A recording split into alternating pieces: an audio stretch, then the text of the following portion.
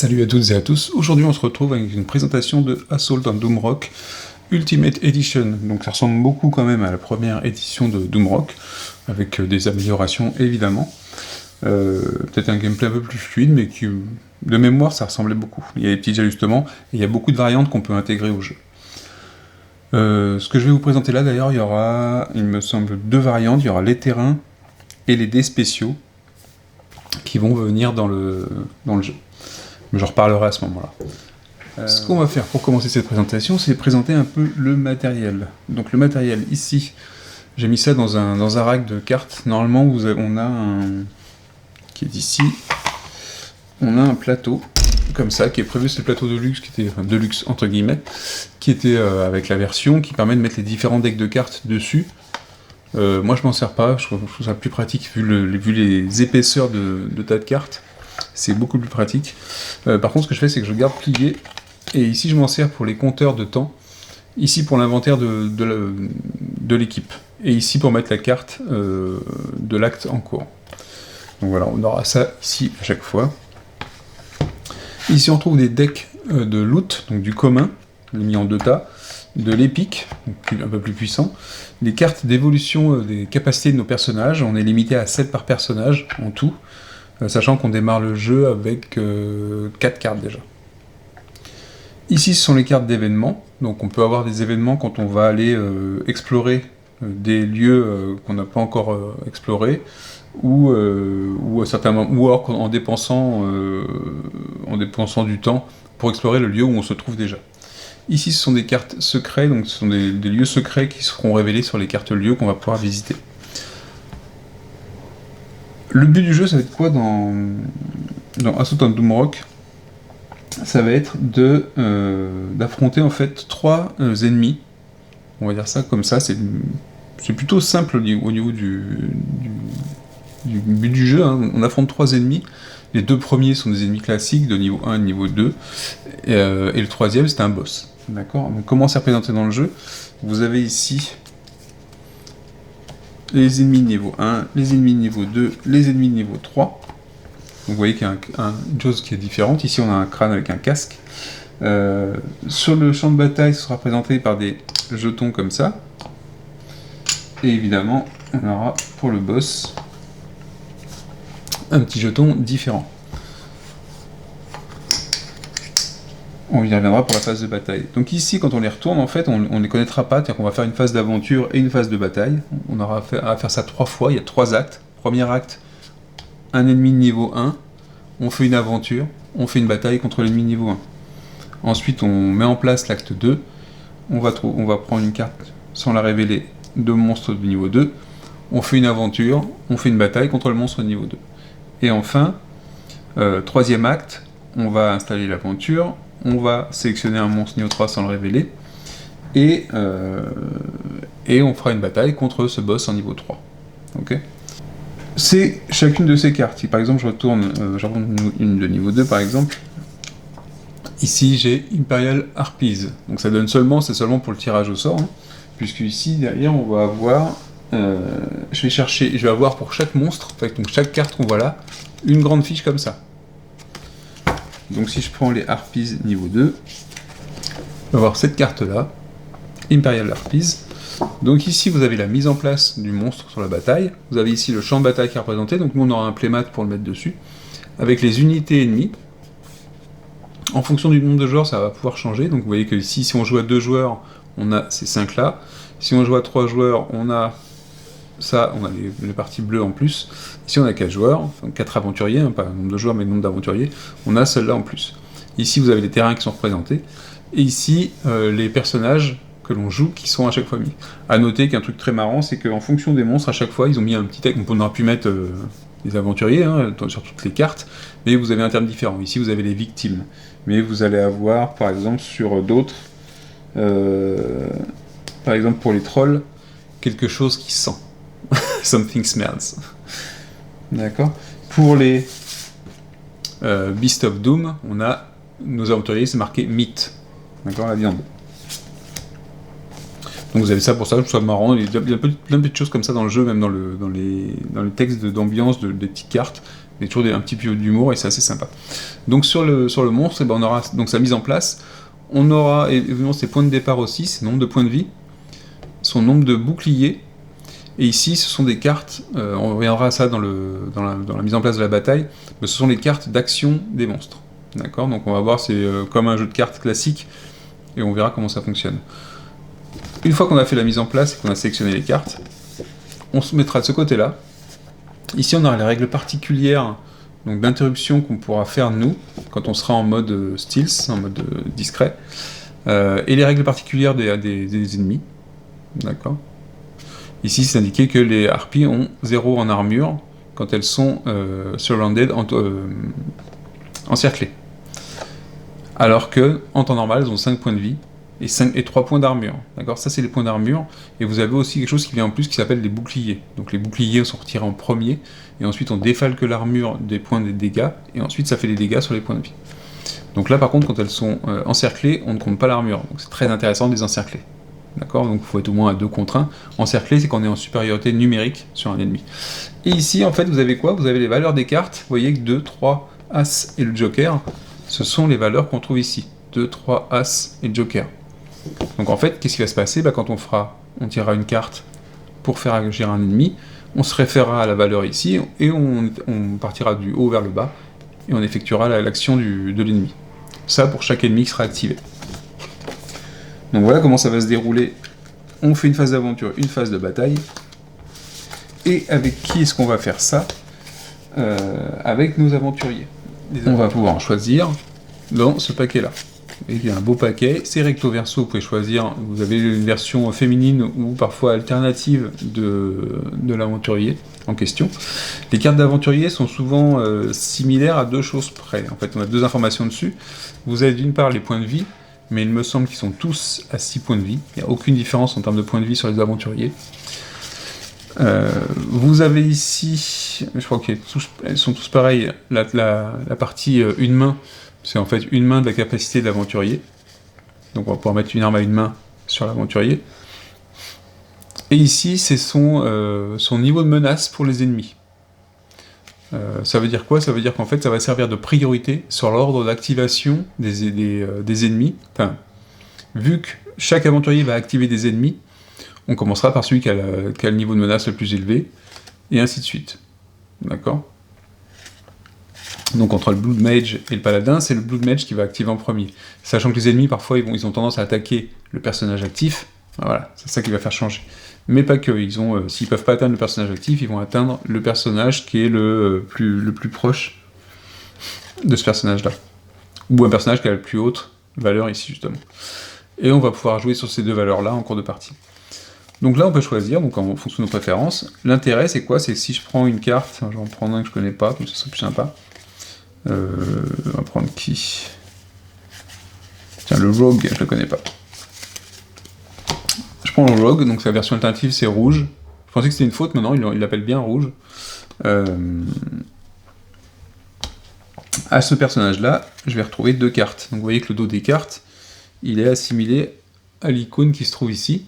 D'accord ? C'est l'icône qui représente notre aventurier. Donc je vais chercher ces 2 cartes d'aptitude qui ont ce petit symbole-là. Donc les 2, en l'occurrence ici, c'est ces 2-là, c'est les 2 coups-là. Donc ici, je vais avoir 2 aptitudes. D'accord ? C'est les aptitudes de base de mon Rogue. En plus de ces 2 cartes-là, j'aurai systématiquement une carte manœuvre, ici. Et enfin, pour compléter notre personnage, parce que sinon, à chaque fois qu'on va jouer le Rogue, on va jouer la même chose, et ben on va avoir les cartes de trait. Les cartes de trait, qu'est-ce que c'est ? Ce sont ces cartes-là. Et par contre, là, moi, ce que je fais, c'est que j'en tire une au hasard. Autant je choisis les personnages que je veux jouer, autant, on peut très bien tirer au hasard, autant je tire le trait au hasard, parce qu'en fait, le trait, ça va être... Alors, c'est pas forcément un défaut, même si le nom des traits, c'est souvent un nom de défaut, mais ça va être une capacité supplémentaire du personnage, et la deuxième partie de la main du personnage. Donc, je vais prendre ça. Je vais les séparer, pourquoi ? Il y a 4 traits qui sont boostés.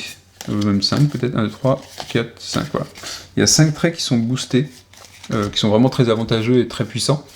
Donc si vous trouvez que le jeu est trop dur, le jeu est plutôt difficile de manière générale, est plutôt difficile, Vous pouvez ajouter un de ces traits-là, et ça vous fera une aptitude qui est plutôt fort sympathique, qui fait beaucoup de dégâts, et ainsi de suite. D'accord ? Donc ça peut être pratique si vous voulez réduire la difficulté du jeu, ou améliorer en fait vos personnages. Mais sinon, on va prendre des traits classiques. Donc on va tirer un au hasard. Donc vous voyez qu'ici, à chaque fois, vous avez un nom, donc novice, qui va bien s'associer en fait avec votre personnage. Donc un rogue novice, et puis vous avez une capacité ici.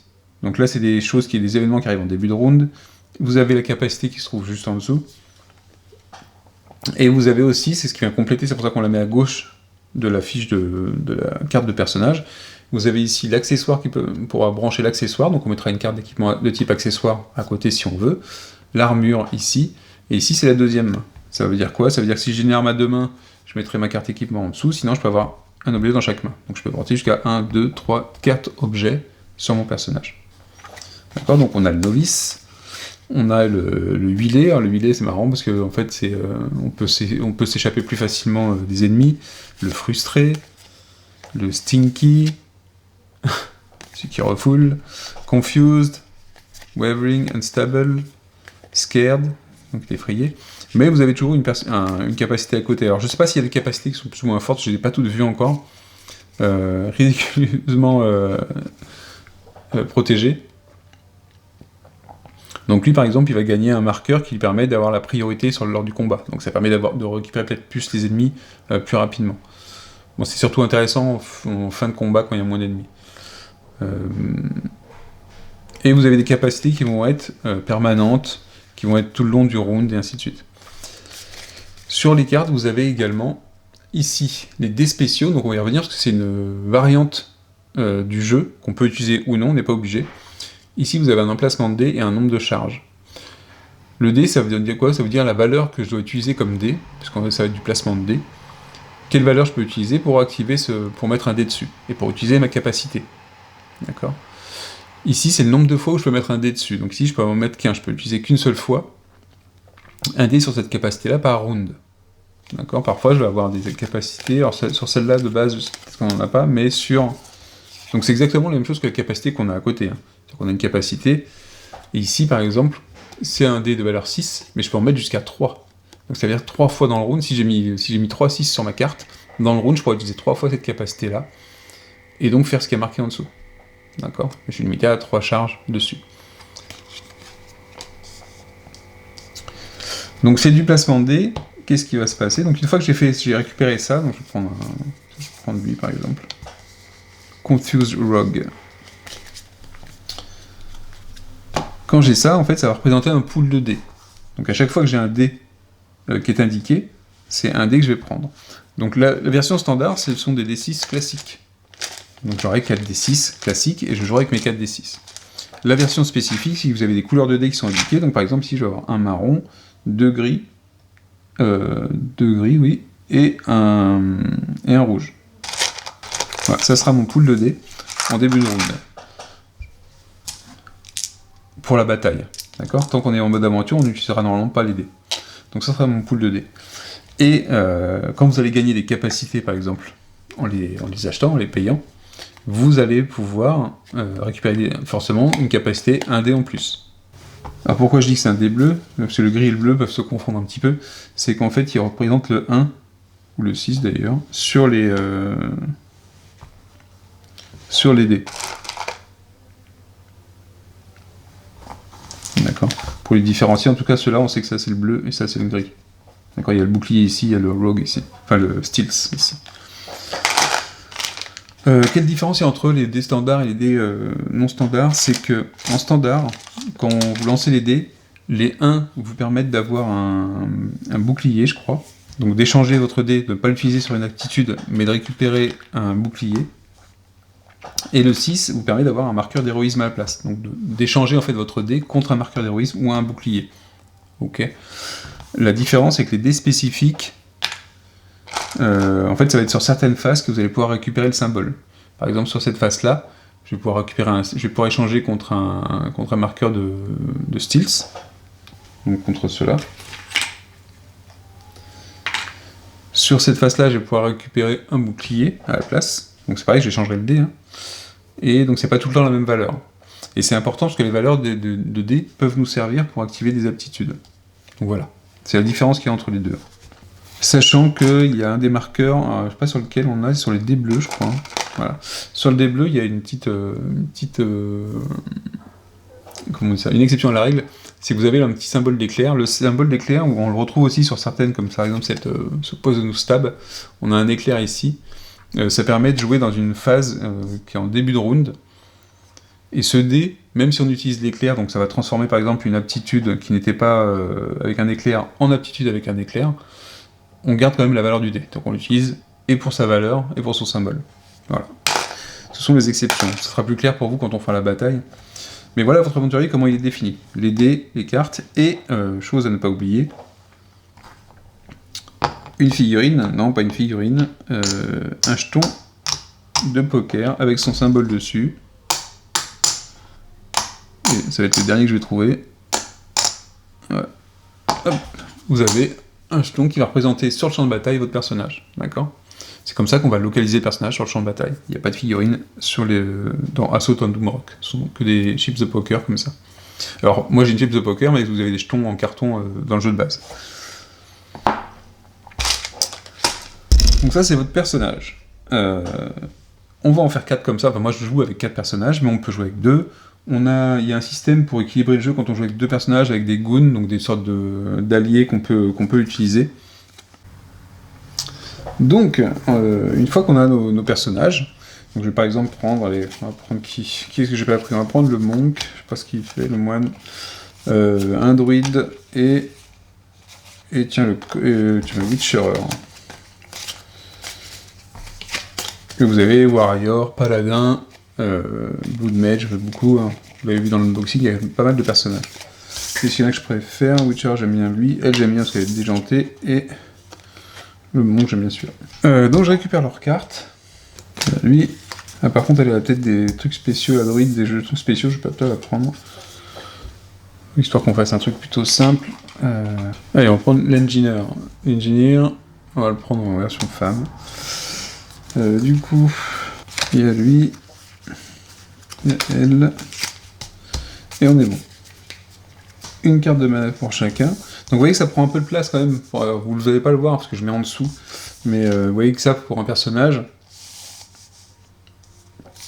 donc ça prend quand même un petit peu de place pour chaque personnage, plus les cartes d'équipement qui vont venir autour. En multi, c'est pas un souci. En solo, faut gérer un petit peu plus. Mais ça va, je trouve que c'est gérable. Après, effectivement, vous avez différentes cartes. Vous voyez qu'on a 4 cartes, on peut aller jusqu'à 7, donc 7 aptitudes sur lesquelles on peut placer des dés et tout. Ça reste jouable. Parce qu'en fait, vu qu'on place les dés dessus, on peut réfléchir aux différentes actions au moment de placer les dés. Mais il peut y avoir une complexité à gérer ça. Heureusement que les ennemis, ça va plutôt bien, les ennemis, pour les gérer. J'ai toutes les cartes de manœuvre, je les ai mis au bout à chaque fois ou pas. Hop. Et il faut que je tire pour mes personnages des cartes de trait. Allez, on va tirer au hasard. Pour le moine, ça je trouve que c'est le côté sympa de tirer au hasard les traits. L'ingénieur, ingénieur sadique. L'annoying monk, pas mal. Et pour le witcherer, le pig riding witcherer. Ouais, c'est plutôt rare, j'avais un guerrier qui était comme ça. Hop, comme ça on a fait les personnages. Ils reçoivent tous 6 points de vie. Donc je vais mettre 6 points de vie sur chacun de mes bonhommes. C'est pas super important pour l'instant. Enfin, si, les points de vie vont être utilisables dans l'aventure, parce qu'on peut en perdre. Donc là, vous avez 2 de mes personnages. Je sais pas si je peux dézoomer un peu, non. Je suis un peu près du truc, mais je vais vous faire voir surtout l'aventure, comment ça se déroule. Donc là, imaginez que j'ai mes 4 personnages, juste en dessous. Voilà, ils sont là, mes personnages, d'accord ? Je peux peut-être faire un petit plan comme ça. Hop, vous les voyez. Et vous allez voir que pendant la phase de combat, l'utilité de toutes les capacités ici, donc déjà ça nous rapporte des dés. L'intérêt qu'il faut voir aussi, c'est ces fameuses capacités avec un petit éclair, puisque c'est celles qui vont nous permettre dans la phase de combat de jouer avant les ennemis. Normalement, dans une phase de combat classique, je dis bien classique parce que ça peut être modifié par les cartes ennemies, vous allez avoir, on lance les dés, on a le début du round ensuite, c'est important parce que le start of round c'est après le lancer des dés, et le placement. Ensuite, vous allez avoir une phase de... je ne sais plus comment on l'appelle, cette phase-là. C'est la phase d'initiative. Alors, c'est la phase d'initiative parce que les capacités qui ont le petit éclair peuvent agir, c'est pas obligatoire, mais elles peuvent agir dans cette phase d'initiative. Donc, plus on va avoir de cartes qui ont ce petit éclair, il y en a deux déjà. Le Witcherer, il y en a aussi. Ils en ont tous au moins une. Ça veut dire potentiellement, ils pourront tous agir au moins une fois si on a placé un dé sur l'aptitude dans cette phase. Et sachant que les monstres vont jouer après, et ensuite les héros, et ben ça permet déjà peut-être d'altérer, de perturber le tour des monstres. On y reviendra dans le détail. Alors, l'aventure, comment ça se déroule? Donc je vais mettre mon petit... je vais décaler mes cartes, parce qu'elles vont être utiles pour être piochées dedans. Voilà. Je vais mettre mon petit... Je sais pas ce que je vais le mettre, lui. Donc j'ai ça, dessus on va mettre les marqueurs de temps, on va mettre comme ça, tiens. J'essaie que tout rentre dans la vidéo et que ce soit assez proche. L'aventure, comment ça va se dérouler? Donc l'acte 1, en fait, on met en place un acte 1, mais quand on va mettre en route l'aventure, on va aller piocher dans des cartes lieux. On a 3 types de cartes lieux différentes. Je vais remonter un petit peu comme ça. Bon, vous avez vu pour les personnages, hein, hop, on va remonter un petit peu comme ça. Donc on a 3 types de cartes lieux différents. La montagne, les villes, ou villages, et la forêt. On a un 4e lieu. Le 4e lieu, c'est Doomrock. Celui-là, on pourra aller l'explorer uniquement dans l'acte 3. Et il faudra forcer à aller l'explorer. Il n'arrivera pas tout seul en jeu. Si jamais on arrive à la bataille de l'acte 3 alors qu'on n'a pas révélé une carte Doomrock, on perd la partie. Bon, après, il n'y a pas de raison qu'on puisse pas le faire, mais il faut le savoir. Quand on met en place le jeu, c'est très simple, on va dire qu'on va mélanger les cartes, qu'on va prendre au hasard 2 de chaque lieu. Ah tiens, j'en ai une qui se balade au bon endroit. Donc 2 forêts, 2 villes, 2 machins. Ça, on va les mélanger.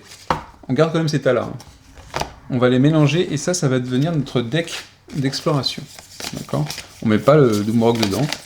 Ça va devenir notre deck d'exploration. Alors ce que je fais, c'est qu'éventuellement... je pense que c'est l'information visible. C'est-à-dire que vous voyez la prochaine exploration ce que c'est. Un peu comme si vous aperceviez au loin le type de terrain. Donc connaissez les risques. Voilà, on fait ça. Le premier serait une forêt potentiellement. Et ça va venir faire notre deck d'exploration. Je vais défoncer les tuiles, les jetons.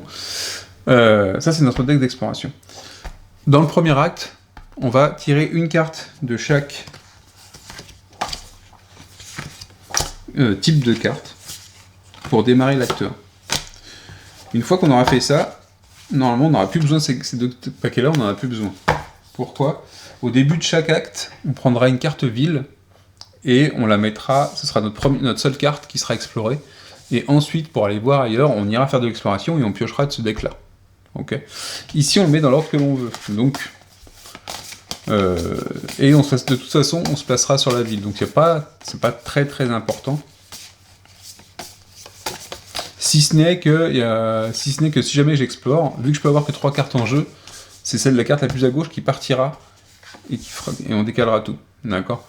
Donc, on peut le tirer en aléatoire si on considère qu'avoir la ville c'est un avantage. Mais généralement on fait entièrement la ville. Je vais le mettre au milieu, comme ça il n'y aura pas de soucis. Donc voilà, on a 3 cartes aventure. Et comme ça je vais vous expliquer les cartes aventure, comment ça fonctionne. Et ça c'est mon deck d'exploration. L'équipe elle se mettra toujours sur la ville. Donc notre ville, au cas où on ne reconnaîtrait pas les cartes, parce que comme ça c'est pas facile, mais c'est marqué Town, Mountains, Wilderness. Donc Town c'est ici, et en plus on a un petit icône qui va nous repérer les types de cartes. Donc on met notre équipe, elle est ici. Une petite figurine de l'équipe, on met ce qu'on veut, elle est ici. Ensuite sur chaque carte, dès qu'on met une carte en jeu, on va placer des marqueurs de secret dessus. Donc les marqueurs de secret, ils sont de 2 côtés. Donc là j'en mets 3. À quoi ils servent? Quand il n'y aura plus de marqueurs secrets sur une carte, on considérera que la carte est explorée. Ça peut avoir des impacts. Ici on n'a pas beaucoup de texte, mais ça peut avoir des impacts. J'ai pas mis trop, non, 2 et 2.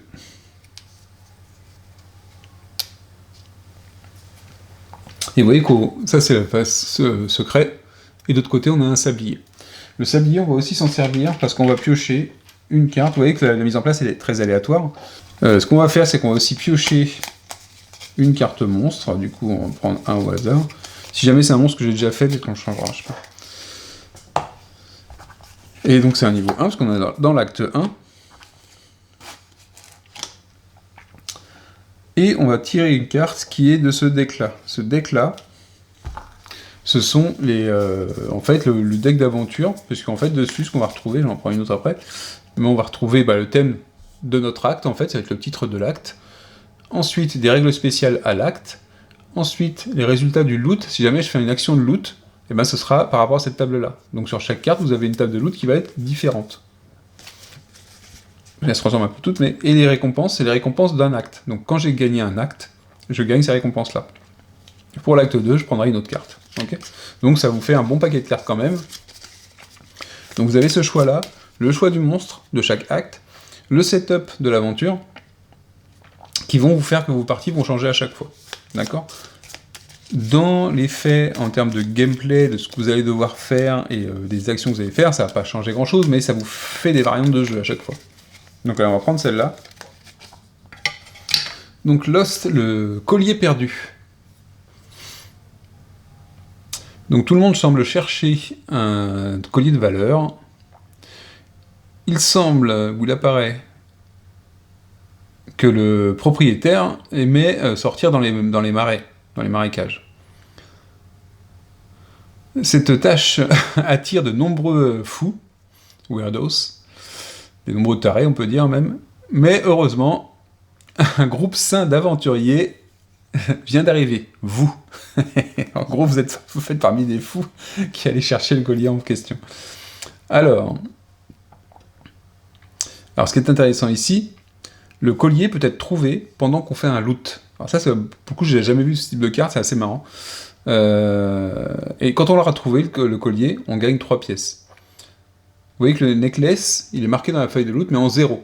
Ça veut dire pour le trouver, à mon avis, il faut avoir un malus à la recherche. Et souvent, quand on a du loot, par exemple, ici on voit une action de loot, qui est loot plus 2, on peut avoir du loot moins 1, et ainsi de suite. Mais si on a des effets négatifs sur le loot, on peut trouver le necklace. On peut le trouver qu'une seule fois.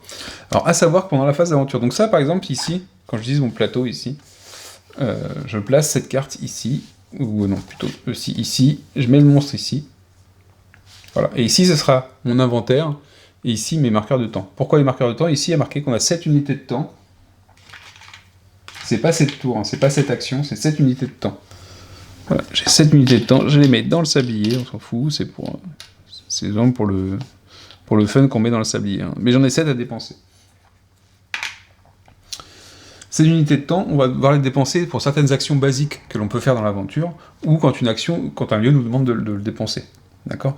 Une fois que j'ai dépensé mon dernier, et que j'ai terminé l'action qui utilise ce dernier, alors une fois que j'ai dépensé le dernier timer, le dernier marqueur de temps, je peux continuer à faire des actions qui ne coûtent pas de temps. D'accord ? Par contre, une fois que je ne peux plus rien faire, que je suis bloqué ou que j'ai plus envie de faire, je passe à la phase de bataille immédiatement. Sur les cartes lieux, donc on a les marqueurs de secret. Sur les marqueurs de secret, il peut y avoir des récompenses. Donc elles sont marquées en dessous. Par exemple, ici, il y a marqué, donc il y a toujours un petit fluff, un petit truc d'aventure ici. Si j'explore complètement le lieu, donc si j'ai retiré tous les secrets, je trouve une weapon, donc une arme de type commun. Donc je trouverai une carte de type arme dans ce deck-là, et je la gagnerai. Ok. Ici, sur la carte, donc on verra comment on peut explorer et enlever les secrets. Sur la carte, je vais avoir différents lieux, donc c'est ce qu'on appelle location sur la carte. Donc ça c'est les lieux, area, les locations à l'intérieur. Je peux aller faire une action, payer son coût et faire ce qui a marqué en dessous. Donc ici, je vais payer un marqueur de temps et faire une action de campement. L'action de campement sur ce lieu-là me fait gagner 1 HP, me fait perdre un marqueur d'exposition, on verra, ça a un intérêt dans les combats, et me fait gagner le stealth, donc le côté caché de nos personnages. Les gains que l'on a sur l'aventure, ils sont gagnés par tous les personnages. Donc ça veut dire que le plus 1 HP, c'est tous les persos qui gagnent 1 HP. gagner un marqueur comme ça, d'exposition, c'est tout, ou de le perdre, là, en l'occurrence, c'est tous les personnages qui le perdent. Gagner le marqueur style, c'est tous les personnages qui le gagnent. C'est en groupe qu'on va être. Dans l'aventure, c'est en groupe que ça se joue. D'accord ? Sauf s'il y a quelque chose de marqué différemment dessus, mais là, en l'occurrence, c'est pas le cas. Ici, pour faire le scavenge, je vais devoir payer un marqueur de secret, donc c'est ces marqueurs-là. Donc ça veut dire que je vais pouvoir enlever un marqueur de secret grâce à cette action-là. Un marqueur de temps, donc ça c'est de mon sablier. Ici, je vais avoir un péril. Le péril, c'est quoi ? C'est que je lance un dé et je réalise son résultat. Okay ? Et si je fais ça, donc si j'ai payé et que j'ai fait le péril, et que tout le monde est encore vivant, je peux faire un loot plus 2, ça veut dire que je lance un dé, je regarde la table de loot qui se trouve ici, plus 2, et je gagne ce qui est marqué en face. Donc ici, sur la carte de loot, on a le fameux necklace qui est à 0, donc lui, l'intérêt, c'est de gagner 3 pièces d'or, enfin 3 pièces d'argent plutôt. C'est pas, on gagne 3, pas 3 par personne, l'argent est commun, et l'équipement et l'inventaire est commun. Et après, il se répartit en début de bataille. Donc on a ici, mais en 8, vous voyez, quand on a un niveau en résultat en 8 ou plus, gagner une pièce et un objet épique. Donc là, c'est intéressant, si on fait un 6 plus 2 par exemple, on peut gagner ce truc-là. Il n'y a pas de limite au nombre de fois où je peux faire ça, du moment que je peux payer le coup. Ici, on a pisté, track. Donc là, pister, ça nous coûte le marqueur. Donc par exemple, si j'ai gagné le marqueur en faisant le camp ici, tous mes personnages ont un marqueur, bah, je peux faire track en étant caché. Donc là, par contre, je vais le dépenser, donc je vais retirer. Et je vais gagner plus 2 marqueurs d'exposition, parce que je sors un peu des fourrés, et plus un marqueur d'héroïsme. Le marqueur d'héroïsme, il peut être super important dans la bataille. En gros, le marqueur d'héroïsme vous permet de booster toutes vos actions quasiment. Si je prends une action, et je vais prendre, voilà, ici par exemple, cette action de Poisonous Stab, le marqueur d'héroïsme me fait gagner, alors lui c'est le marqueur d'héroïsme ou le stealth, parce que c'est le voleur, plus 1 dégât. Okay, et il y a beaucoup d'actions qui vont être... voilà, ici, aussi, celle-là, ça fait plus 1 dégât quand je dépense le marqueur d'héroïsme. À savoir que les marqueurs, on les revient dans le combat, mais ils sont valables pendant un round, après on les perd. Donc si on ne les a pas dépensés à la fin du round, on les perd. Donc c'est intéressant d'en avoir beaucoup, de les dépenser au maximum, sachant qu'ils sont cumulables. C'est-à-dire si j'ai 3 marqueurs d'héroïsme, je peux faire 3 fois mon bonus. Donc les marqueurs d'héroïsme, c'est intéressant, et c'est d'autant plus intéressant de les avoir avant le premier combat, puisque ça vous donne un avantage directement. Donc ici on avait ça, et vous avez les effets qui sont en dessous. Alors, les effets qui sont en dessous, les cartes de lieu comme ça, les cartes d'aire de jeu ou de région, on va dire les cartes de région, sont valables normalement pour tous les, sauf précisé, sont valables quel que soit l'endroit où vous vous trouvez. Sauf que là c'est précisé in this area, donc ça c'est the area, c'est celle-là. Donc ici ce sera valable si je dépense des marqueurs de temps dans ce lieu, donc quand je suis ici, je place un marqueur de temps dessus, sur cette carte-là. Quand on place le 4e marqueur de temps ici... Ah oui, d'accord. Donc quand on placera le 4e marqueur de temps ici, eh ben, on perd la partie. Donc évidemment, on va éviter de placer un 4e marqueur de temps ici. Et pourquoi c'est fait ça ? Bah, c'est pour limiter évidemment le loot, hein, d'un point de vue mécanique de jeu, pour limiter le loot qu'on pourrait faire plein de fois ici, hein, pourquoi pas faire 7 fois... Alors ici, on pourrait pas dépenser plus que 2. Mais de faire le camp de façon abusive, ou de faire le pistage de façon abusive, je sais pas. Donc ça, ici, c'est en montagne. Donc vous avez ici en ville, le lieu où on démarre, vous avez pareil 2 marqueurs de secret, donc vous avez le petit texte de fleuve qui va bien. Ici, qu'est-ce qu'on peut faire ? Je peux dépenser un marqueur de secret pour faire 2 fois l'habilité scout. Alors on va parler de ce qu'on peut faire comme action après de manière générique. Et par contre, ça précise que c'est que dans le deck de capacité spéciale, ici. Book bed, je peux réserver un lit, ça nous fait une action de camp, 4 HP, moins 3 marqueurs. Alors, ici, on se trouve dans une situation, on est dans l'acte 1, nos personnages n'ont pas encore eu de combat. Mais ces cartes-là sont super intéressantes quand vous avez terminé un combat, parce que souvent, vous terminez le combat avec 1 ou 2 points de vie, voire moins, voire 0. Hein. Et donc, forcément, les actions de camp sont super importantes dès l'acte 2, surtout dans l'acte 2, ou si vous avez perdu des points de vie ou des marqueurs, ou si vous avez gagné des marqueurs pendant l'aventure, pour les retirer avant de commencer la bataille. Sinon, vous commencez la bataille avec.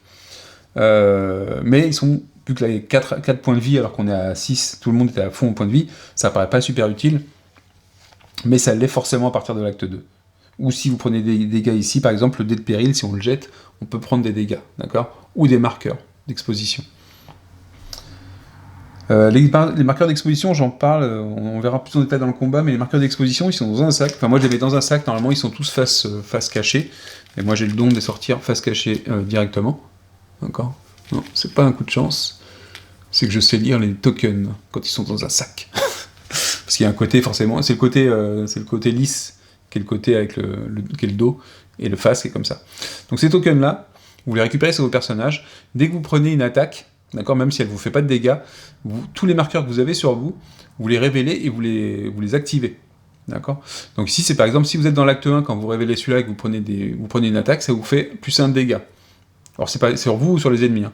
Ça, vous aurez un dégât en plus seulement si vous êtes dans l'acte 3. C'est pareil. Si vous êtes dans l'acte 2, vous prenez aucun des dégâts de bonus supplémentaires. Okay ? Ceux-là, quand on les révèle et quand ils sont activés, on les défausse. Il y a une sorte de défausse et il y a un jeton qui permet de les remettre dedans, de les remettre dans le sac et de les remélanger. D'accord ? Donc ça, c'est des effets qui vont venir modifier les attaques, que ce soit sur les ennemis ou sur nous. Je vous en parle parce qu'on a souvent ces trucs-là, les moins 3 marqueurs et ainsi de suite. C'est que du négatif pour celui qui le prend. Hein. Au pire, ça fait rien, au pire, ça vous fait des bonus sur les dégâts que vous prenez. Et ici, on a le shop. Alors, le shop, par contre, ici, one agi, one string, one int abilities. Ah! Donc ici, on peut carrément acheter des capacités supplémentaires. Et ça, c'est plutôt rare. Normalement, une capacité supplémentaire, comment on les obtient, ces cartes-là, qui donnent des capacités en plus à nos personnages? Eh ben, c'est en dépensant de l'argent. On dépense un nombre de pièces d'argent, donc on en a 4 au début du jeu, parce qu'on est 4 aventuriers. On en a 4, que je mets dans mon inventaire. On en a 4 au début du jeu, et si on veut, quand on fait un camp, quand on fait l'action camp, en plus de ce qui est marqué ici, on peut faire évoluer nos personnages. Pour cela, on dépense le nombre de pièces qu'il faut par rapport au personnage qui va gagner la carte, donc en fonction du nombre de cartes qu'il a déjà. Donc on compte le nombre de capacités, 1, 2, 3, et la capacité qui est liée au trait. D'accord ? Donc on en a 4 au départ, donc on paierait, pour gagner une carte là, pour un des personnages, on paierait 4 pièces d'argent, et je pourrais à ce moment-là prendre 3 cartes comme ça, regarder ce qu'il y a dedans, je peux en défausser jusqu'à 2 pour les modifier, et faire un choix parmi les 3 qui restent. D'accord ? Pour éviter que les personnages augmentent de façon déséquilibrée, c'est toujours le personnage qui a le moins de capacité, donc le moins d'habilité, qui va pouvoir récupérer une carte. Donc dès qu'il y en a un qui en a une de plus que les autres, il ne pourra pas augmenter à nouveau tant que les autres ne sont pas à niveau. Ça évite d'avoir un seul gros bill et les autres qui sont très faibles. Et donc ici, ce qu'on nous propose, c'est de mettre une carte 1 agilité, une carte 1 strength et 1 intelligence dans le magasin. Et on pourra les acheter contre 2 pièces d'or et 3 unités de temps. Vous voyez que 3 unités de temps, on en a 7 au départ, on fait pas grand chose. D'accord ? Et on n'en gagne pas spécialement des unités de temps en plus. Ici, c'est spécial pour la carte. Et parfois, on a des unités de temps qu'on peut mettre, mais c'est plus des marqueurs que des unités de temps.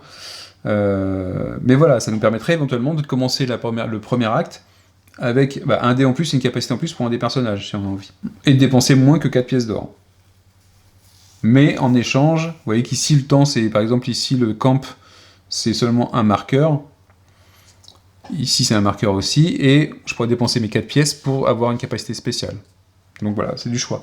Vous allez voir qu'en fait, cette phase d'aventure, c'est du choix pour changer votre équipe, sachant que vous ne savez pas encore ce que vous allez affronter. Alors comment est-ce que je pourrais savoir ce que je vais affronter ? En fait, comment je peux réduire le hasard ? Eh bien, les actions de scout, justement, les actions de scout vont vous permettre de révéler une carte d'un deck. Donc ça peut être le deck d'équipement, le deck de capacité spéciale, le deck de loot épique, il n'y a pas de souci. Ça peut être le deck d'event, le deck de secret, je sais pas. Ça peut être aussi le deck de la carte qui se trouve ici. Donc on la révélerait, mais elle serait pas en jeu. Et ça peut être aussi la carte d'ennemi. La carte d'ennemi, l'intérêt, c'est de savoir qu'est-ce que vous allez rencontrer, prendre la grande carte, et dire, ok, est-ce que j'aurais besoin de quelque chose, par exemple un équipement qui serait présent ou une capacité spéciale qui serait présente dans le magasin, est-ce que ça pourra me servir contre cet ennemi-là ? Ça vous permet d'affiner votre choix et de le faire moins au hasard. Donc ici, par contre, le scout, il serait pas valable, parce qu'il serait valable que pour les cartes de capacité spéciale. Donc ça marche bien avec le shop. D'accord ? On est d'accord que si je fais 2 actions de scout, dans le deck d'habilité, ça permet de regarder les premières habilités et déjà de commencer à défausser si elles me plaisent pas tout de suite. Mais vous avez moyen... Et là, sur les autres cartes, j'ai pas de scout, donc c'est plus compliqué. Pour aller vérifier lui. Du coup, j'ai pas d'action pour aller le voir lui, en fait. J'ai aucune action de scout ailleurs, ici. Si jamais les choix qui sont sur les cartes d'aventure ne vous plaisent pas. Je vais pas aller dans le détail ici, hein, mais bon, ça fonctionne de la même façon, il y a un coût, un résultat à faire. Si ça vous plaît pas, je peux décider d'agrandir en fait mon cercle d'exploration. Comment ça se passe? C'est ce qu'on appelle faire Venture Force, donc aller plus loin, s'aventurer plus loin. Pour ça, je dois dépenser un marqueur de temps. Je vais défausser la carte la plus à gauche, je vais décaler mes 2 cartes qui sont ici, et je vais mettre la carte suivante ici. Donc si elle a été déjà révélée, je sais ce que c'est, ça m'a permis de faire un choix. Quand on dit qu'on fait un scout, le scout c'est, je révèle la carte, donc à part celle-là et celle-là, je crois que celle-là c'était ça aussi, c'est que je révèle la carte, je peux décider de la laisser au-dessus, face visible, ou de la mettre en dessous du paquet. D'accord? Donc je pourrais très bien dire, ok, je vais aller plus loin, je vais dépenser un marqueur de temps, je décale tout, je décale celle qui est la plus à gauche, elle s'en va, parce que je peux avoir que 3 cartes à chaque fois en même temps, et je mets celle-là, et je positionne mon équipe dessus. En plus de ça, je tire un événement, et en plus de ça, si je suis sur une zone de montagne, je sais plus si c'est uniquement montagne ou montagne et forêt, mais je crois que c'est la montagne, vous lancez, donc pour la forêt c'est 1 dé de péril, et pour la montagne 2 dés de péril, donc vous lancez 2 fois le résultat du dé. Bon. Donc voilà, ça vous permet en fait d'aller plus que ces cartes-là. En fait, on est toujours dans le jeu, vu qu'il y a beaucoup de hasard, qu'il y a beaucoup d'aléatoires sur ce qu'on a, il y a toujours des mécaniques qui vont être là pour rectifier, enfin, éventuellement pallier à un mauvais sort.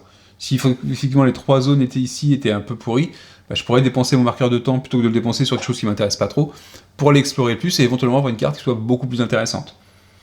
D'accord ? Et évidemment, les choix qu'on va faire ici vont dépendre de ce qu'on a sur nos personnages. Par exemple, le magasin, s'il est intéressant... Alors, le magasin, qu'est-ce que c'est? C'est, quand on dit une carte d'agilité, une carte strength, en fait, sur les capacités, vous avez ici marqué strength. Ça veut dire quoi? C'est-à-dire cette aptitude, en plus de vous donner le dé en plus, elle vous donne 1 point de plus dans la caractéristique qui est indiquée. Donc, par exemple, nos personnages ont déjà des cartes comme ça. Mon rogue, il a 2 en agilité. Mon monk, il a 1 en intelligence et 1 en agilité. Mon ingénieur, il a 2 en intelligence. Et mon witcherer, il a 1 en agilité, 1 en force. D'accord? Ce sont les cartes, c'est marqué sur les cartes à chaque fois. Quel impact ça a, ça? C'est que sur les cartes d'équipement, vous avez ici un prérequis pour l'équiper. 2 force, 1 agilité. Donc voilà comment on va pouvoir, je vais dégager la carte, comment on va pouvoir, quand on va s'équiper, avoir des limitations sur l'équipement qu'on va pouvoir prendre, d'accord? Et donc ça va aussi jouer sur vos choix d'aptitude. Au-delà de l'aptitude, de ce qu'elle vous rapporte avec le dé, enfin quel type de dé, et l'intérêt de la capacité, c'est aussi quelle caractéristique elle va vous faire évoluer, peut-être qu'en choisissant la bonne capacité, vous allez pouvoir utiliser un équipement qui était dans l'inventaire mais que personne ne pouvait utiliser. D'accord ? Donc voilà, un choix encore supplémentaire pour affiner notre équipe. C'est vraiment un jeu de choix permanent en fait. Dans la phase aventure, et vous direz qu'en bataille c'est pareil aussi. Alors en bataille, le choix il est un peu fait par les dés, mais vous allez avoir tellement de façons de déclencher vos aptitudes et de timing à gérer que ça vous fait vraiment des choix à chaque fois à faire. Donc voilà pour ce qui est des capacités. Ici serait une force par exemple, ici c'est une agilité, et ici une intelligence. Voilà, le hasard fait bien les choses. Donc eux, ils sont attachés à ce magasin-là. Si cette carte-là, elle s'en va, ces 3 cartes-là, on les perd. Hein. Mais tant qu'elles sont là, je peux faire l'action au magasin qui me coûte rien. Hein. Je dépense même pas de temps ici. Enfin, et par contre, si j'achète une capacité, donc ability, ça me coûte 3 marqueurs de temps. Mais là, s'il y en a une qui est super intéressante, je trouve super intéressante pour de mes personnages, ça peut être super sympa. Admettons qu'ici, si j'avais été ici, je faisais le loot, et je récupère une carte d'équipement, mais que je peux pas équiper parce que il manque 1 point dans une caractéristique. ça peut être intéressant de récupérer, même si la capacité n'est pas super, d'aller la récupérer pour pouvoir équiper la carte. Donc vous voyez que c'est le timing même là-dessus, et l'ordre dans lequel on va faire les actions peut aussi jouer sur vos choix. Ici on peut camper. Ici, et ici c'est quoi dans les Wilderness? Ici ils disent que les gnomes ne tuent personne, c'est leurs inventions qui le font. Je l'avais déjà eu cette carte là. En fait on peut tester l'invention contre une unité de temps et un secret, et lancer un dé. Donc au mieux il se passe rien, au pire on défausse un objet, ou on se prend des dégâts, ou on met des marqueurs sur soi. Celle-là, cette carte, en fait, si elle nous fait gagner une pièce. Je trouve que c'est cher pour la pièce, hein, le risque. Et celle-là peut rester longtemps parce qu'elle est complètement à droite. Et on n'a pas de bonus ici si on explore. Parce que parfois vous avez des bonus ou des malus qui peuvent arriver si vous n'explorez pas complètement la carte. Ah mais si, ici il y a une récompense. Si j'explore complètement la carte, marqué ici. Ah bah ok. Bah vous voyez, regardez ici, cette carte-là. Non, j'allais dire plus 0, c'est nous faire gagner le necklace, mais non, elle n'a pas de bonus sur la recherche. On peut faire un loot si on explore complètement cette carte-là. Donc le loot, hein, il va nous permettre de gagner, si j'en prends la carte loot, soit le necklace si on avait un truc négatif, mais là ça va être compliqué, j'en vois aucun. Il n'y a aucun loot négatif là, dans le jeu. Donc ça va être difficile d'avoir le 0. Ça va être difficile de trouver le necklace en tout cas. Donc ce qu'on va faire, c'est qu'on peut faire l'aventure. On va faire l'aventure, et puis une fois que ce sera fait, on fera la mise en place de la bataille. Donc on commence ici. Ça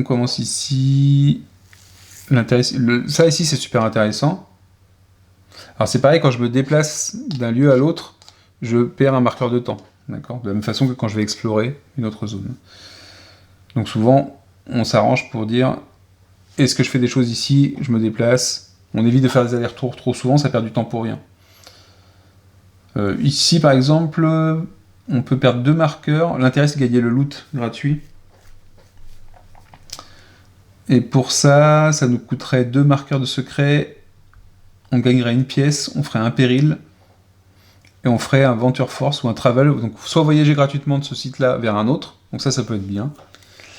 Parce qu'on récupère une pièce au passage.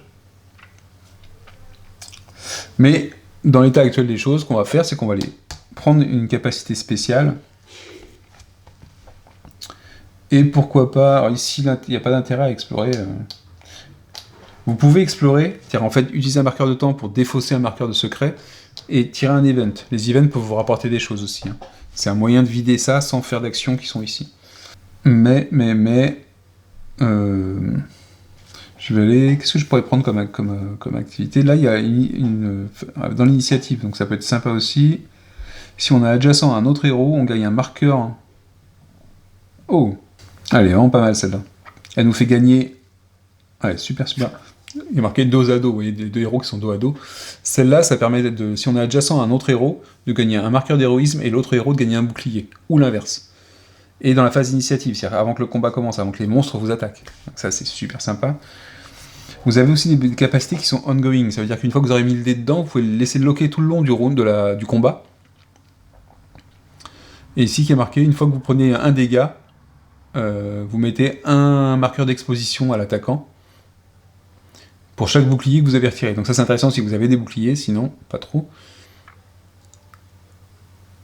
Et si on veut, donc c'est pas obligatoire, mais on peut retirer à ce moment-là le dé de la carte, pour le réinitialiser, pour gagner un bouclier.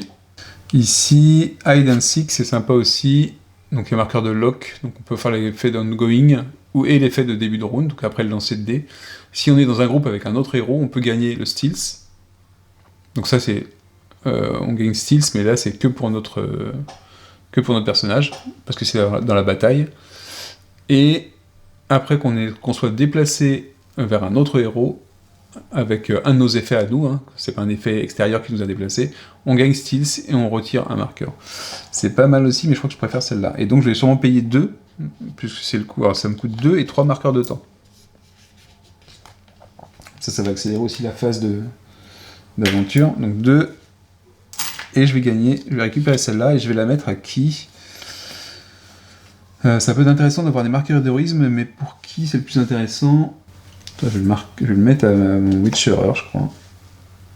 Quoique, il y a 2 charges ici. Ouais, je vais le mettre sur lui. Ça fait gagner 1 en force. Il a pas de force, ça peut être bien. Voilà, je l'ai mis sur lui. En plus, c'est un dé qu'il avait pas. Alors, les dés, on peut aussi les mettre dans l'ordre si on a envie, dans l'ordre de numéro. Mais lui, ça lui fait 2 trucs super intéressants. C'est que c'est 2 actions qui peuvent être faites dans la phase d'initiative. Si j'ai celle-là et que je gagne un marqueur d'héroïsme dans la phase d'initiative, vous voyez que mon Poisonous Stab, je peux faire 2 dégâts à un personnage adjacent. Alors dans la toute première phase du jeu, dans le tout premier combat, ça va pas être le cas. Mais dans le deuxième round, ce sera peut-être le cas. En tout cas, je gagne un héroïsme. Et ça veut dire que potentiellement, je pourrais attaquer dès la phase d'initiative en ayant ce bonus de cette carte-là. Donc ça peut être intéressant comme combo. Les capacités d'initiative, elles sont activables aussi dans la phase de héros. On va voir qu'on a la phase d'initiative, les monstres, les héros. Et si j'ai pas utilisé pendant la phase d'initiative, je peux l'utiliser dans la phase de héros. Sauf si c'est marqué que je ne peux le faire que dans la phase d'initiative. Il y a certaines cartes qui l'ont. Ok, donc on a fait ça, on a dépensé ce qu'il fallait. On a pris la carte, les autres, je m'en fous un peu. Les Scout Ability, vu que je vais peut-être pas m'augmenter tout de suite, je m'en fous aussi pour l'instant. Ce que je vais aller faire, je vais aller ici. Sur le necklace, j'ai abandonné l'idée de le trouver, puisque de toute façon en loot, j'aurais du mal à faire un -1.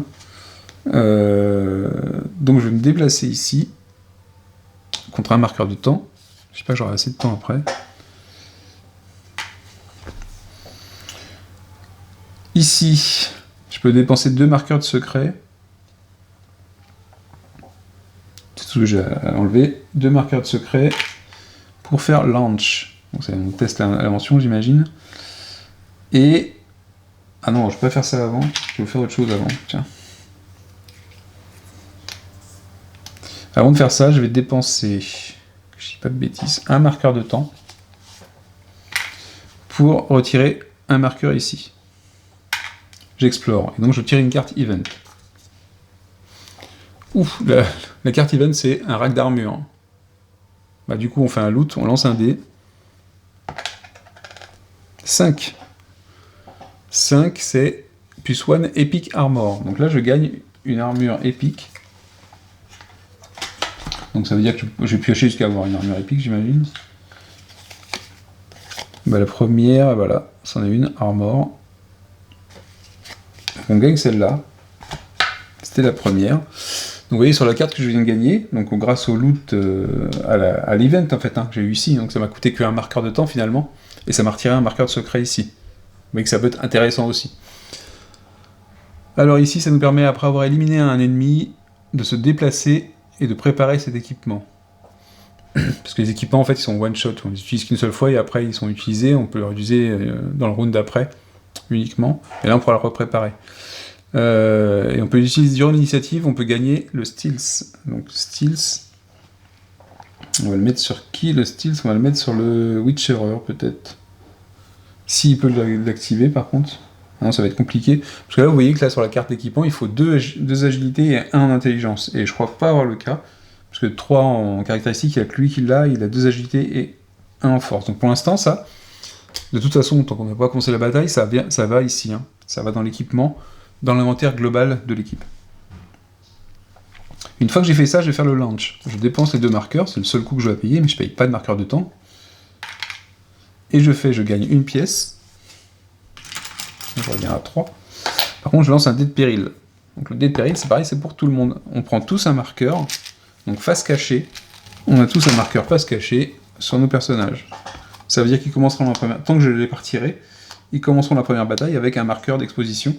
Et donc il s'activera dès qu'on aura une attaque contre nous. Et par contre, après, je voyage gratuitement. Donc voyager, c'est vers un lieu ici, ou Venture Force, c'est-à-dire que je pourrais très bien aller ici et décaler celui-là. Mais vu que j'ai envie d'aller faire le loot qui se trouve là-bas, je vais aller gratuitement ici, alors que normalement je devrais dépenser un marqueur de temps. Et ici, je dépense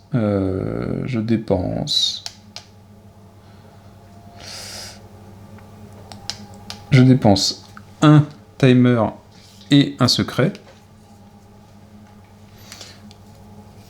Et donc vu que j'ai dépensé un timer, je mets le marqueur ici. Et s'il y en a 4, on perd la partie. Et du coup, je fais le loot plus 2. Donc j'ai aussi un péril, donc je lance le péril. Encore un marqueur d'exposition sur chaque personnage. Donc vous voyez que c'est les 4 personnages qui gagnent le marqueur en même temps, on est en mode aventure. Et vu que j'ai fait le péril, je peux lancer mon dé de loot, donc plus 2 cette fois-ci. Ah, je fais que 1, donc c'est un loot pourri. 1 plus 2, 3, et le 3 c'est une pièce. Donc là, c'était pas top, je gagne une pièce. Par contre j'en ai 4. J'en ai 4, et c'est là qu'on regrette de ne pas avoir fait le scout ici. Et là, il ne me reste plus qu'un seul marqueur de temps. Donc je peux dépenser qu'une seule fois une action avec un marqueur de temps. Donc soit je vais explorer cette carte-là en espérant trouver quelque chose de bien, mais c'est pas sûr. Soit je fais un camp ici. Le camp ici, l'intérêt c'est quoi ? Ce serait de retirer un des marqueurs qu'on a trouvé, qu'on a sur nous, et d'être en mode stealth pour le début de la bataille. Donc est-ce qu'il y a un intérêt d'être tous en stealth ? Oui, il peut y avoir un intérêt. C'est qu'en fonction du monstre, je vous ai dit tout à l'heure, tous les monstres ont ce genre d'indication qui est une interruption de leur activation par nous si on a ce mode stealth sur un personnage. Donc un personnage qui a ce truc-là, qui a ce marqueur-là, peut faire cette action-là pendant l'action d'un monstre. Vous avez vu qu'on ne sait pas encore qui c'est, qu'on n'a pas fait de scout là-dessus. Il y a 2 choses que je peux faire. Donc soit je fais le camp, en faisant ça, ça me permettrait de faire ça éventuellement aussi, pour, donc en gagnant le marqueur de stealth et en le dépensant, pour gagner au final encore des marqueurs d'exposition, mais surtout gagner des marqueurs d'héroïsme. Gagner un marqueur d'héroïsme dès le début de la partie. On peut faire ça. Ou alors, je refais ça, mais par contre c'est un péril supplémentaire, donc c'est potentiellement un autre marqueur ou un point de dégâts en plus. Je refais ça pour refaire un loot, et du coup enlever le dernier marqueur de secret, et gagner une arme commune. Donc tirer une carte jusqu'à avoir une arme de type commun. Donc voilà, c'est du choix, c'est soit l'héroïsme, soit les choix, soit même encore, je peux encore me dire, je vais là-dessus et je verrai bien ce que je peux faire. Par contre, vu que j'ai plus de marqueur de temps, tout ce qui coûtera du temps sur cette carte-là, je ne l'aurai pas. Qu'est-ce qu'on fait ? Est-ce qu'on fait le loot ? Ou je peux très bien aussi faire, je dépense un marqueur de temps, je fais une exploration, donc un event, et puis je vais gagner ça. Hein. On peut essayer de faire ça. Allez, on fait ça. Donc je dépense ça pour retirer ce marqueur-là, le dernier secret de la carte. Pour faire ça, je tire une carte event. Alors, impaled people, des gens ont été empalés sur des larges poteaux, puis empalés plusieurs fois sur des petits poteaux. Clairement, quelqu'un a fait du zèle.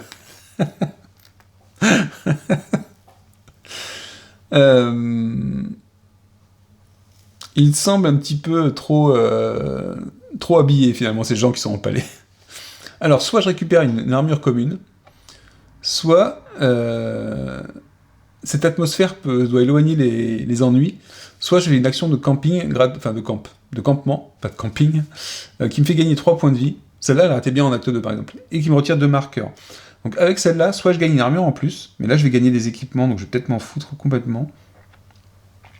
Mais ça me permet de retirer mes 2 marqueurs que j'ai sur moi. Donc, et je pense que c'est ce que ou gagner une armure de type commun, mais je suis pas sûr de pouvoir la mettre. Ouais, peut-être que les équipements communs, ils ont peut-être des capacités ou des... sachant que là, je vais gagner une arme, par contre, supplémentaire. Allez, on va dire qu'on va gagner une armure. Soyons fous. Donc, une armure de type commun, je vais prendre... Est-ce que c'est une armure ? Non, c'est une arme... non, pas arme. Toujours pas. Ah bah décidément, toujours pas. Je cherche l'armure. Hein.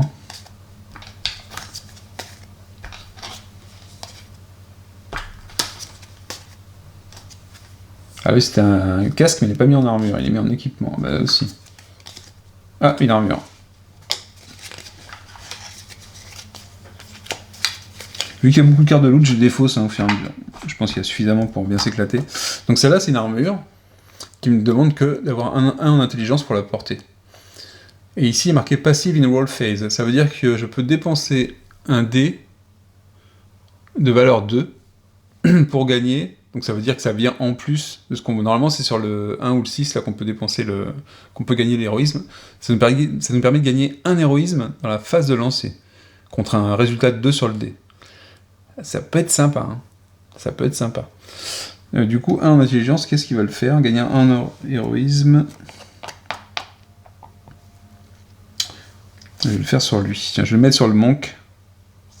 Et donc, vous voyez que la carte... Ah, vous ne l'avez pas, mais si je mettais l'armure sur lui, je la mettrais associée au symbole d'armure. Et voilà. Donc là, je l'ai mis sur mon moine. Et en plus de ça, vu que j'ai terminé, que j'ai exploré ici, j'ai la récompense du lieu qui se trouve ici, donc Common Weapon. Donc c'est pareil, je vais tirer jusqu'à avoir une arme de type commun. Voilà, une arme, c'est ça. Bow of Doom. Donc lui, c'est une arme à 2 mains. Ah, par contre, le seul truc qui est embêtant, avec celui-là, c'est que ça me donne un +1, mais sur les attaques de type range, et je sais pas si j'en ai. Et évidemment, j'en ai au... Ah si, lui a un range.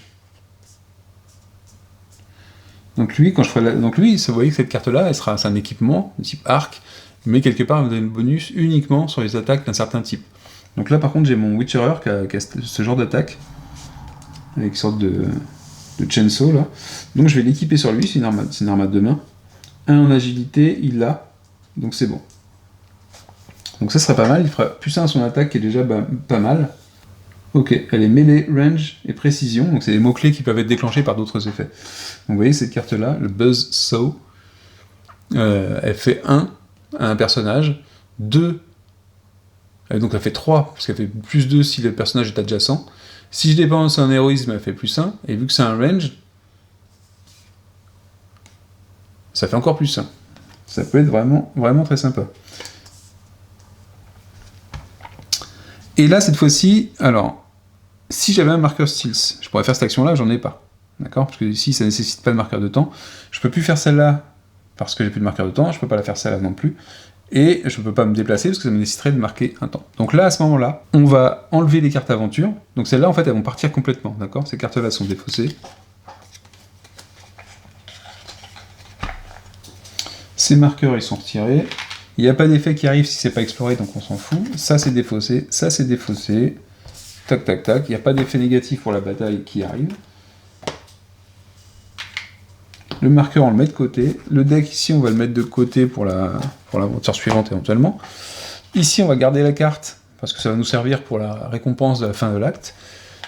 Ça, je le mets de côté. Ça ne nous sert pas spécialement. Alors, à ce moment-là, quand vous faites ça, vous regardez vos équipements et vous pouvez équiper les personnages. D'accord ? En fin de bataille, vous mettez tous les équipements dans l'inventaire, et en début de bataille suivante, vous pouvez rééquiper à votre choix les personnages. Bon, ici, 2 agilités et 1 intelligence, j'ai pas. Donc de toute façon, je pourrais pas utiliser cette carte-là. Donc on va mettre en place la bataille. Alors, je vais mettre ça sur le côté, on en a moins besoin pendant la bataille, on en a même pas besoin du tout pendant la bataille d'ailleurs, ce truc-là. Donc je l'enlève.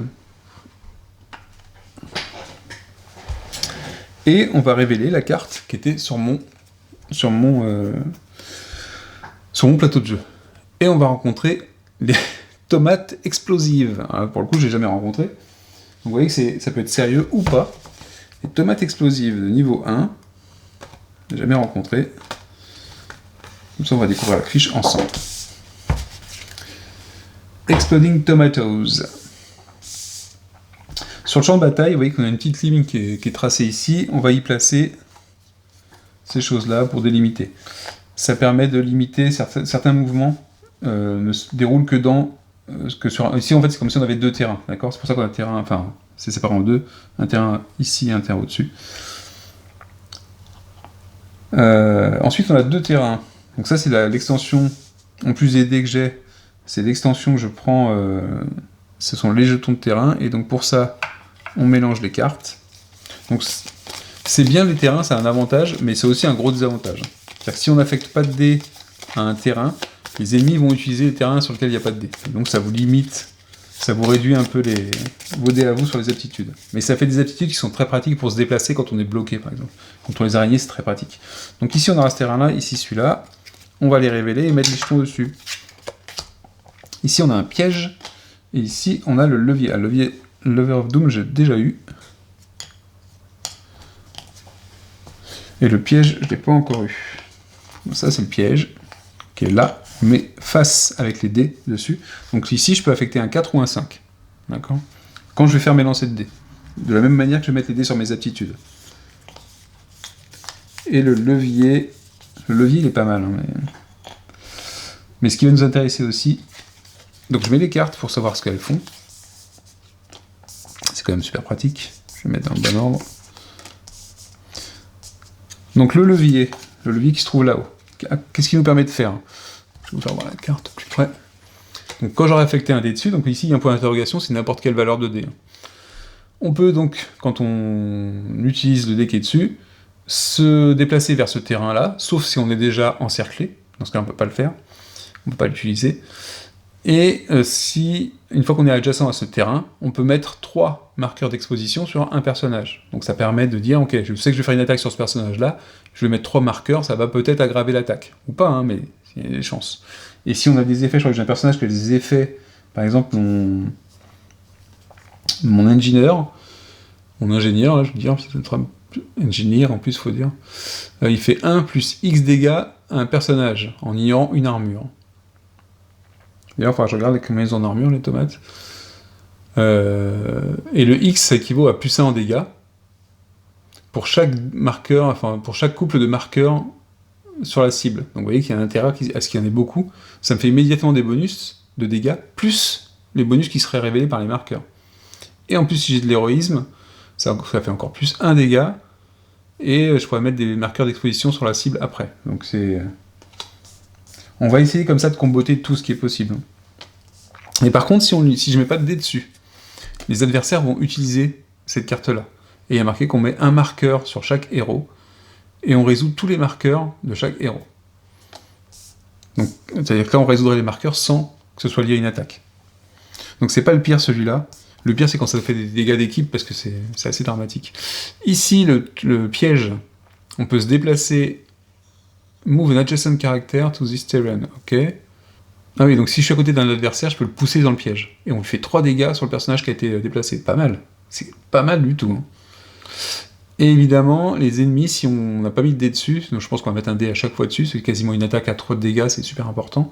On déplace le personnage qui a la plus grande valeur, ou qui a la plus grosse menace, vers ce terrain-là, et on lui fait 2 de dégâts.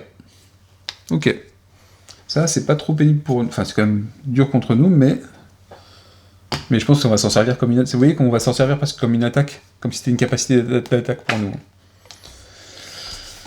Donc ici, on a le plan de mise en place. Alors, ici, les tomates, elles ont 4 en HP. Alors, 4 HP, comment il s'est signalé? Puisqu'on l'a pas vu depuis le départ, mais ça, c'est 2 HP, ça, c'est 1 HP. D'accord? Donc... 2 jetons, ça me fait 4 HP. Elle prend un dégât. Là, elle en a 3. Là, on en a 2, 1 et 0. Ok, c'est comme ça qu'on va compter les HP. Donc là, ça va être que des doubles partout. Il y a beaucoup de tomates quand même. On va faire une petite salade. Il y a quand même beaucoup d'ennemis. 1, 2. Et ils sont adjacents, c'est des groupes de 2. Donc pour le coup, c'est intéressant si par exemple on a des attaques qui visent des groupes. Et qu'on a fait sur les groupes, rencontrer ce type d'ennemis, c'est super intéressant. Et vous avez des héros qui ont des capacités qui font ça. Donc là, il y en a 2, elles sont déjà, elles, adjacentes au terrain. Ok. Et là, vu qu'on est 4 personnages, donc elles sont toutes dans cette partie-là.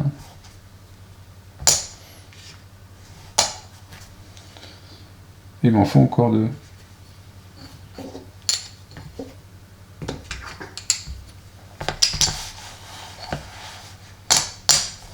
Et voilà, on a fait le truc. Ok, elles sont de ce côté-là. Nous, nos personnages, ils vont être là, et on les met comme on veut. On peut les mettre regroupés ou séparés. D'accord? Donc on prend nos marqueurs, je sais pas si je les ai déjà pris ou pas. Il me semblait que oui, mais je sais plus ce que j'en ai fait. Donc nous, on peut se mettre là. Soit on se met en groupe, soit on se met séparés. Ça peut être intéressant de se placer par rapport à des capacités qu'on pourrait avoir. Notamment, je crois que j'en avais un qui avait une capacité Ouais, et par exemple, j'ai un bonus avec le Confused qui me permet de faire gagner dans la phase d'initiative un héros adjacent gagne un dé de bonus. Donc un dé de bonus, ça va être un dé standard, mais il pourra l'utiliser, donc il le lancera. Et en plus, on peut le lancer 3 fois, je crois, avant d'avoir le résultat. Et il pourra l'affecter à un de ces trucs, ou le mettre sur un terrain. Donc c'est très intéressant. Et vu que c'est un héros adjacent, c'est pas mal de le faire en groupe. Donc lui... Ah, et puis il a le back-to-back aussi. Et je vais le mettre avec mon ingénieur. Je vais le mettre avec lui. Eux, ils vont être en groupe. Et eux, je sais pas s'il y a un intérêt. Ouais, si, on peut se mettre en groupe aussi. Avec le moine. Ah, on va se mettre comme ça. On a fait 2 groupes de 2, nous aussi. Mais ça, c'est un choix que vous faites, d'accord? Alors souvent, on regarde bien nos personnages avant. Il faut que je récupère mes dés encore. Et normalement, après, on est en setup, on est bon. Par contre, ce qu'on va regarder, c'est les tomates. Donc vous voyez qu'ici, il y a le deck d'activation. Donc les tomates, il faut 3 de... Alors, comment ça se passe? Je prends le deck des ennemis classiques, hein, pas les boss. Vous avez un deck spécial pour les boss aussi. Et... Alors pourquoi il y a 2 decks différents? C'est que potentiellement, vous pourriez avoir un combat de boss avec des minions en plus. Et on nous demande de faire 3 2, donc 3 cartes numéro 2. Donc 1, 2, 3, un as, une reine, queen et un joker. Et si on est 4, un autre as et un autre 2. Voilà. Et donc ça, pendant tout le round de combat, ça va être notre deck d'activation des ennemis. Donc à chaque fois qu'un ennemi va s'activer, on va tirer une carte et on va agir. Et on va regarder ce qui est marqué au dos de cette carte-là pour lui faire son activation. En plus de ça, on a une notion de round, parce que le combat se déroule maximum en 4 rounds. 1, 2, 3, 4. Au bout du 4e round, on considère qu'on a perdu le combat.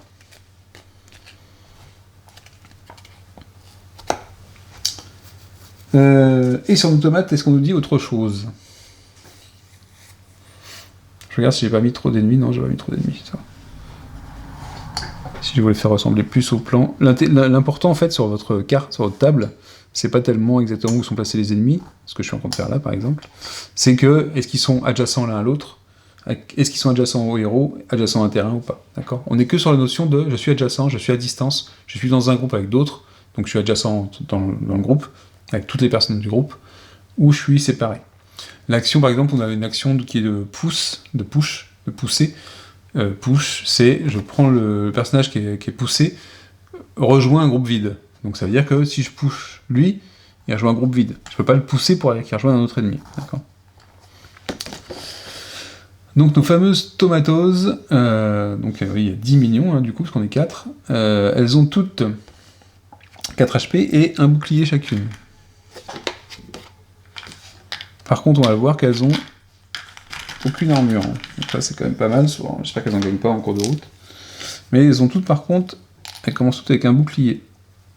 Le round, hein, c'est-à-dire qu'au début du round suivant, elles n'auront plus de bouclier. En fait, tous les marqueurs que vous allez avoir sur les jetons, et tous les marqueurs d'héroïsme, tous les boucliers, tous les marqueurs de stealth, et également de... je sais plus comment on appelle ça. Ce qui est au dos du marqueur de stealth, il se retire en fin de round. C'est-à-dire fin de round, tout le monde commence avec 0 marqueur. Ensuite, on fait les effets de début de round et ainsi de suite. Donc ce que vous n'utilisez pas, en fait, ne sera pas utilisé après. Tchac. Qu'est-ce que ça nous dit? Unstable biology. One tomato per player is an unstable tomato. Donc il y a 4 tomates qui sont instables. Donc c'est les tomates qui vont exploser, j'imagine. Et par contre, il y a un truc que j'ai pas vu. Ah, oui. Ah mince, j'aurais dû le faire avant. Tant pis, je vais le refaire après et je vais couper la vidéo. Donc en fait, il y a 4 tomates qui sont instables. Et on va remplacer le jeton qui est en dessous de ces tomates-là par des jetons de boss. Pour les repérer en fait. Et qu'est-ce qui se passe du coup? Donc quand elles ont... Ok, et c'est quoi l'intérêt des boss? Ah ok, quand on élimine une tomate instable, elle explose et on fait l'effet d'explosion. Ok. Et donc ça fait un dégât à chaque personnage adjacent, donc c'est bien de la défoncer loin d'elle. Par contre, adjacent caractère, ça veut dire qu'en fait ça peut exploser, elles peuvent exploser entre elles aussi. Et après c'est to each not engaged hero. Ah. Ok. Dans le jeu, je vais en parler tout de suite, c'est qu'on a la notion de je suis encerclé, surrounded, je suis engagé, c'est-à-dire mon personnage est avec un ennemi, un ou plusieurs ennemis, je suis engagé à ce moment-là. Donc forcément, quand je suis encerclé, je suis aussi engagé. Et du coup, il y a marqué ici que quand la tomate explose, ça fait un dégât à chaque personnage adjacent à la tomate qui explose, et à chaque héros qui ne serait pas engagé avec une autre tomate. Ok. Donc tous les personnages et les héros non engagés. Ok, et par contre, vous voyez qu'ici, la fameuse action qu'on a quand on est en stealth, on peut inspecter le marqueur de la tomate, même si elle est à full en life. C'est-à-dire qu'en fait, quand elles auront plein de vie, on verra pas le marqueur qui se trouve en dessous. Dès qu'on lui aura fait 2 dégâts, on saura laquelle explose. Mais par contre, par exemple, ça peut être intéressant si on sait qu'on va faire 4 dégâts, de choisir la bonne tomate pour pas qu'elle explose. Ou de savoir dans quelles conditions on se trouve à ce moment-là. Donc voilà, vous voyez qu'on est... C'est un jeu simple en fait dans son approche et dans son objectif et sa mise en place finalement. Je parle beaucoup, je pense que la vidéo sera très longue, mais il est super intéressant et il est plein de choix. Donc ouais, ici on a les effets des cartes quand on va les tirer. Donc on gravera ça au moment voulu. Ça va arriver vite. Hein. Donc je vais récupérer les dés et je vais mettre des marqueurs au hasard pour savoir lesquels sont des... Donc sur 4 tomates, il faut que je mette des marqueurs de boss. Donc les tomates, 4 points de vie, 0 en armure, donc en fait une fois qu'il n'y a plus de bouclier, ils n'ont pas plus de défense que ça. Donc c'est pas les plus complexes, après on verra en fonction des actions comment elles agissent et elles sont nombreuses à agir. Ici, en bas à gauche, vous avez le nombre d'activations par héros. Donc chaque héros va avoir 2 cubes d'activation, les cubes d'activation sont les cubes comme ça. Et donc chaque héros va devoir placer 2 cubes d'activation, dans l'ordre décroissant en fait de sa menace en fait. Donc ici on aura en premier on aura le Witcherer, ensuite on aura l'ingénieur, ensuite le rogue, ensuite le monk. Sauf s'ils ont des marqueurs, donc soit le marqueur de provocation, ouais, c'est ça que je cherchais comme mot tout à l'heure. Ici vous avez le marqueur de provocation, c'est comme si vous aviez la plus haute des valeurs, d'accord, donc ça sera le premier avant n'importe quelle valeur. Et le marqueur de stealth, c'est la plus basse des valeurs. Okay. En cas d'égalité, on choisit. Donc là, c'est un deuxième intérêt au marqueur de stealth et de provocation. Sachant qu'on peut avoir que l'un ou l'autre. On ne peut pas être en stealth sans provocation en même temps. Si on gagne provoque, on dégage stealth. Si on gagne stealth, on dégage provoque. Voilà. Donc là, on est bon pour le setup. Et on est bon pour notre aventure. On a nos personnages. Et dans la prochaine vidéo, on fera la partie combat. Allez, ciao ciao.